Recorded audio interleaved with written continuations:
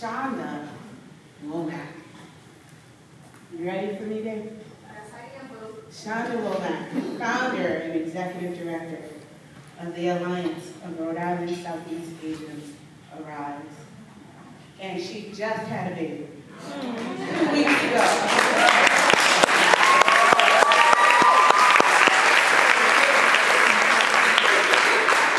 A lot of people may know or may not know that I was married to a Southeast Asian for over 15 years.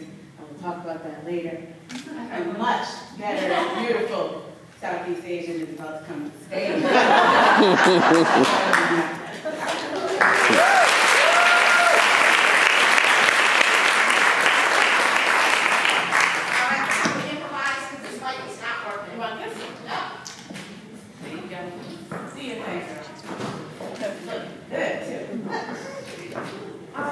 So, I was 8.5 months pregnant when Alisha hit me up. And I took a couple of days to respond to the request because I was like, damn, the event is 2 weeks prior to my due date. We welcomed baby Justice, he's up there, a little over 2.5 weeks ago. So shout out to baby Justice.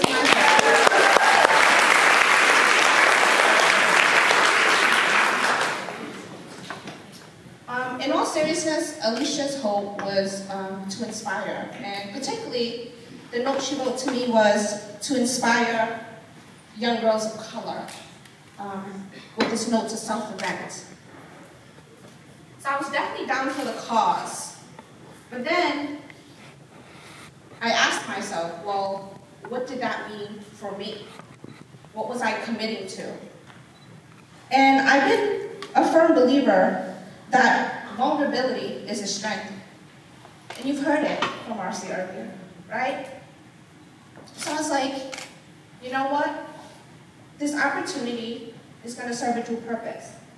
We hope to inspire, but also for me, I hope to be completely transparent and heal from some of the memories that were passed down to me and some of the memories that I remember that I hope would be the first and last time I share it with you all.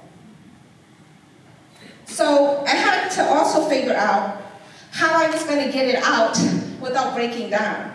So I decided to put it in a format of 3 short stories. No, Pilar, it's not a soliloquy, shut up.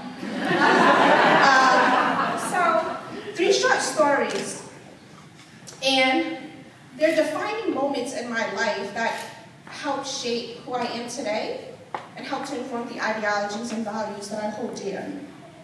So let me provide you with some context. My assimilated name is Chanda, but my Cambodian given name is Chanda. The first short story is entitled, A Memory from Mom. Chanda came into the world on the dirty floor in a hut-type structure in a refugee camp that bordered Thailand and Cambodia. While Salih was pushing Chanda out, he was on the bed with her. While Salih was pushing Chanda out, he was on the bed with her. See, Chanda had heard the whispers about this in her teen years, but the story would not be confirmed until her late 20s. Salih would continue to endure the emotional abuse to present day, and Chanda would witness the physical abuse until she was 13. One day, Salih had worked up the courage to fight back. She had been raised as a subservient Cambodian woman who was taught to do as your husband says and to walk 10 steps behind him. This act of courage was bravery. You see, infidelity was in his bloodline, and Chanda would continue to witness it throughout her adult life. No matter how Salih tried to rationalize it, his actions are fucked up. Salih had allowed it to happen for all these years, and she would whisper to her children, I stayed and still stay for the sake of all of you. Note to childhood self. Chanda, none of this is your fault, and your anger towards Salih and him was warranted. He was exhibiting behaviors his first teachings exposed him to, and Salih needed to be a good wife. Any form of abuse is wrong, and this belief would shape how Chanda viewed relationships and the union of two. Chanda, these suppressed memories will one day manifest itself into forgiveness, courage, acceptance, self-love, and of course, very, very little tolerance for toxic masculinity and privilege. The second short story is a memory of Sister. She was a mature 8-year-old with a heavy load to lift, and Chanda was 5. She would get Chanda dressed for school, walk her to school, and then walk herself to school.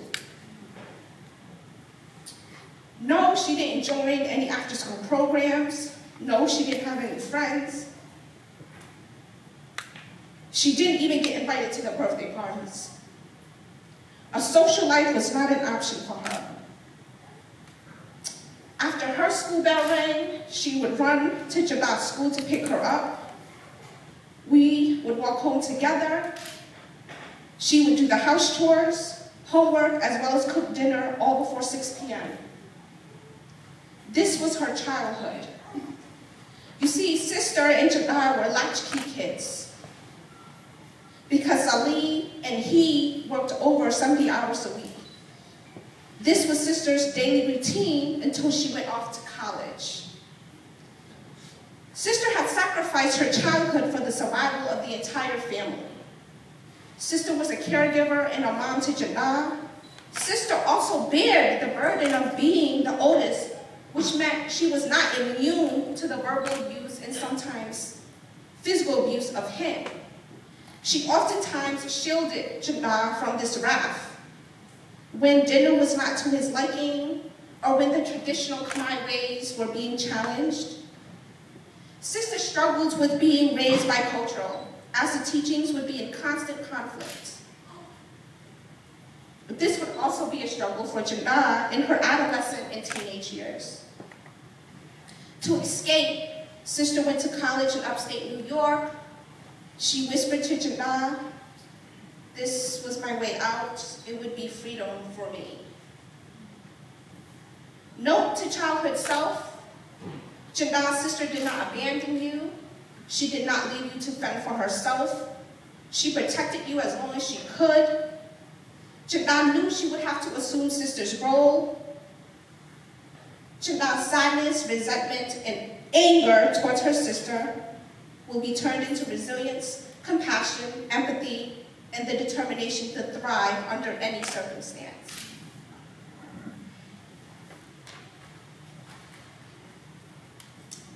A memory of daughter.